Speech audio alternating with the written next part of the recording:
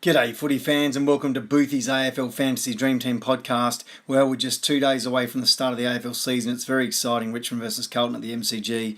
And here's some reminders for you. I've got 12 reminders for your dream team before you lock it in this Thursday and Friday's the full lockout. Let me explain. First of all, you need to download the app for Fantasy AFL Dream Team if you haven't already done so, and visit www.afl.com.au for all the news for the players and so forth, particularly these times I'm outlining below.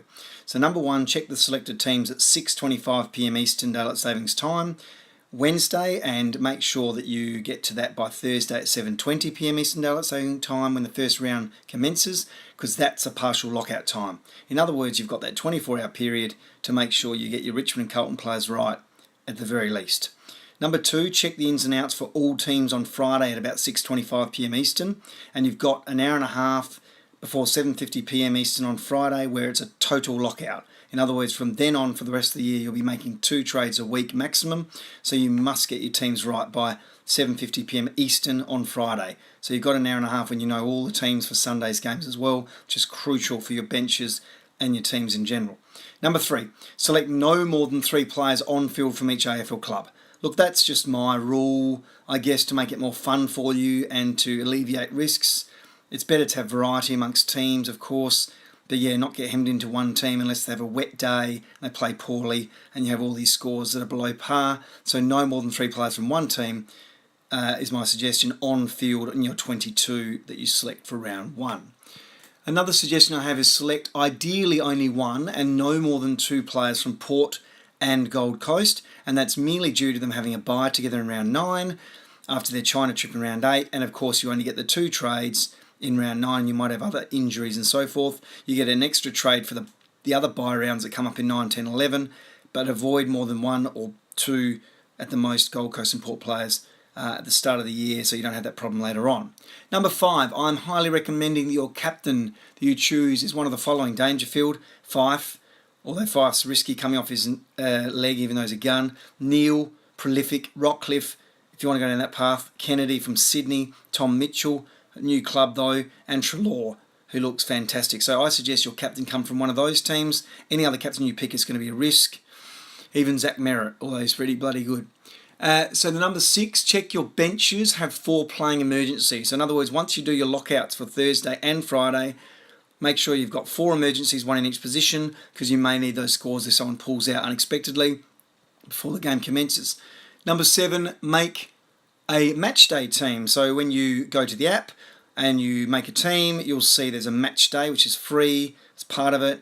You choose 7 players from each game. It doesn't take long. Make sure you choose a captain, and if you get the highest score for the round, then you can win a prize, $1,000 a week. It was last year. I'm assuming it's the same this year. You may as well do that for as many teams as you have time to do.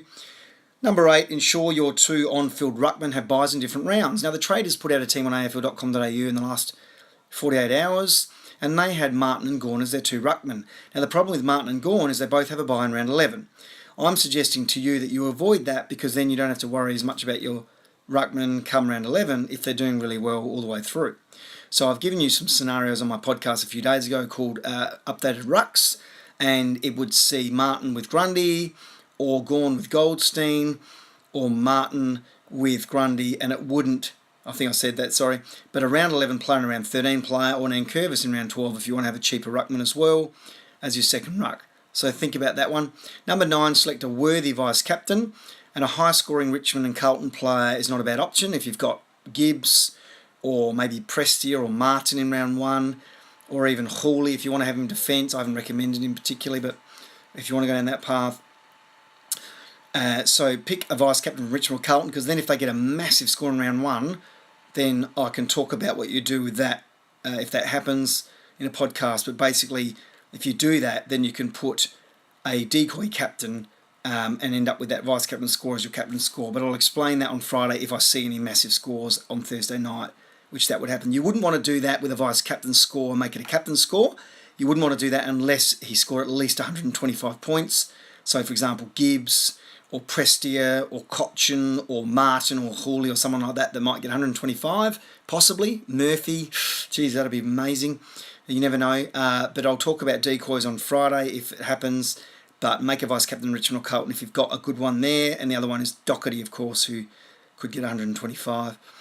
Number 10, select at least one and preferably two dual position players in each position.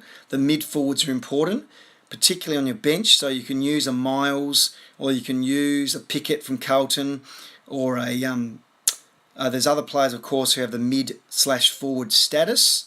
Okay, so I've outlined a few of those in the past. They probably had stars next to them on my other podcast. So think about having a mid forward, at least one or preferably two in your mids and your forwards, so they can chop and change after one round if you get injuries, and it just gives you more flexibility in your team.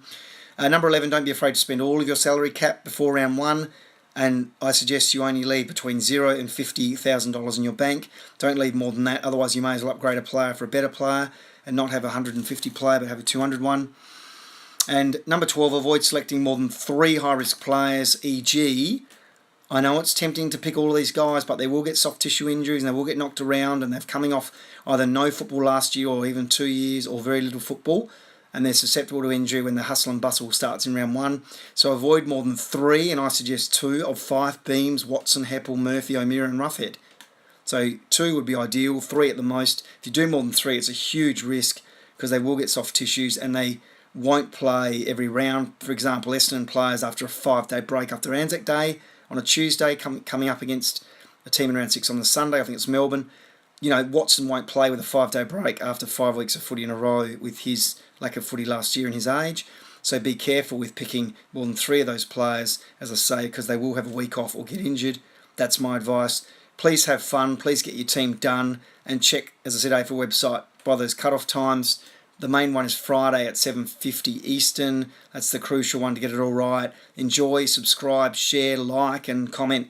Bye for now.